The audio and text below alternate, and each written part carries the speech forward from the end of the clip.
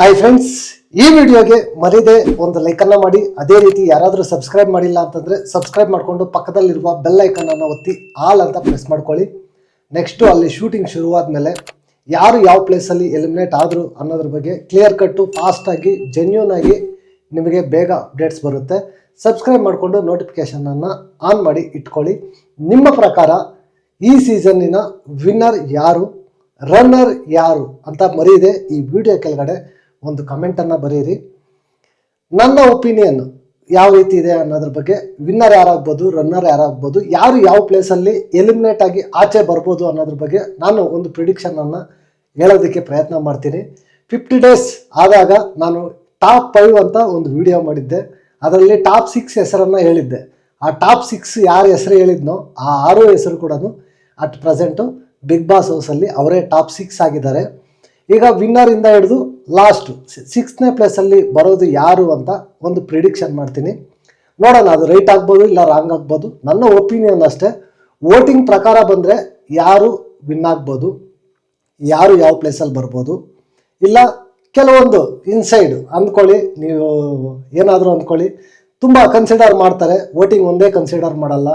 Next ಇವರಿಂದ 1 ವರ್ಷ ನಮ್ಮ ಚಾನಲ್ಗೆ ಏನು ಯೂಸು ಅಂತ ಕೂಡ ಆ ಆ್ಯಂಗಲಿಂದ ಕೂಡ ಬಿಗ್ ಬಾಸ್ ಟೀಮು ನೋಡುತ್ತೆ. ಎಲ್ಲ ಅವರ ಕೆಲವೊಂದು ವಿಚಾರಗಳನ್ನೆಲ್ಲ ಪರಿಗಣನೆಗೆ ತಗೊಂಡು ಯಾರು ವಿನ್ನರ್ ಆಗ್ಬೋದು ಏನು ಅಂತ ವೋಟಿಂಗ್ ಪ್ರಕಾರ ತಗೊಂಡ್ರೆ ಧನು 6th ಪ್ಲೇಸಲ್ಲಿ ಎಲಿಮಿನೇಟ್ ಆಗಿ ಆಚೆ ಬರಬೇಕು. ವೋಟಿಂಗ್ ಪ್ರಕಾರ 5th ಪ್ಲೇಸ್ ಅಂತ ಬಂದಾಗ ರಘು ಅಣ್ಣ ಬರಬೇಕು. 4th ಪ್ಲೇಸಲ್ಲಿ ಕಾವ್ಯ ಅವರು ಬರಬೇಕು. 3rd ಪ್ಲೇಸಲ್ಲಿ ಅಶ್ವಿನಿ ಅವರು ಬರಬೇಕು. Winner Gilli, runner Rakshita. As per voting ಪ್ರಕಾರ ಅಟ್ ಪ್ರೆಸೆಂಟ್ ಇರ್ತಕ್ಕಂಥ ವೋಟಿಂಗ್ ಪ್ರಕಾರ ಬಿಗ್ ಬಾಸ್ ಟೀಮು ಇವರೇ ವಿನ್ನರು, ಇವರೇ ರನ್ನರು, ಇದೇ ಪ್ಲೇಸು ಅಂತ ಫಿಕ್ಸ್ ಮಾಡಿದ್ರೆ ಈ ಪ್ರಕಾರ ಬರಬೇಕಾಗುತ್ತೆ.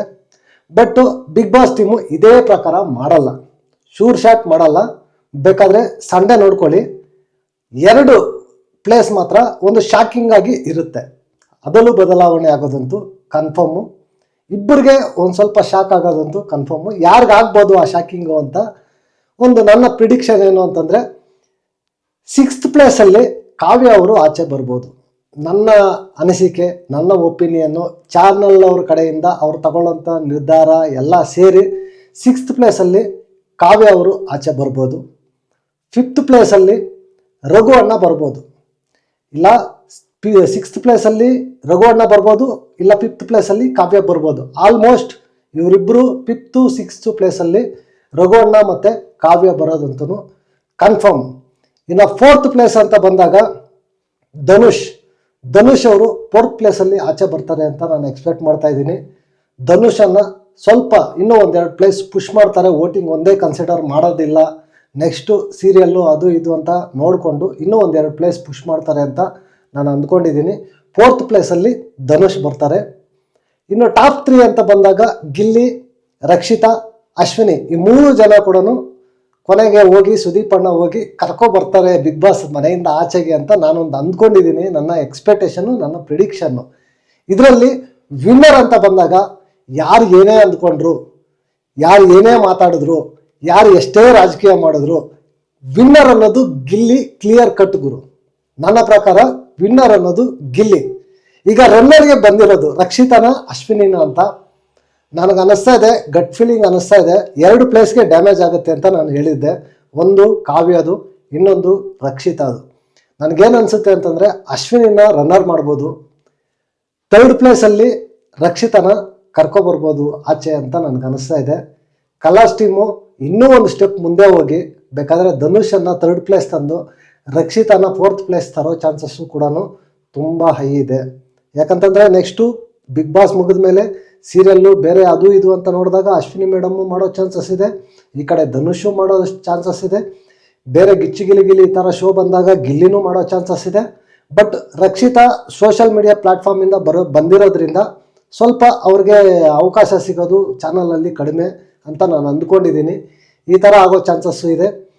Winner Gilli, 2nd place Ashwini madam, 3rd ಪ್ಲೇಸಲ್ಲಿ ರಕ್ಷಿತಾ, 4th ಪ್ಲೇಸಲ್ಲಿ ಧನುಷು, 5th ಪ್ಲೇಸಲ್ಲಿ ರಘು ಅಣ್ಣ, 6th ಪ್ಲೇಸಲ್ಲಿ ಕಾವ್ಯ ಅವರು.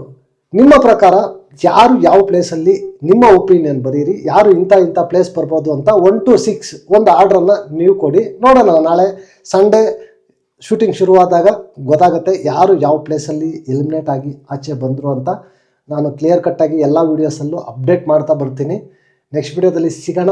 ಅಂಟಿಲ್ ಟೇಕ್ ಕೇರ್, ಬಾಯ್ ಬಾಯ್, ನಮಸ್ತೆ.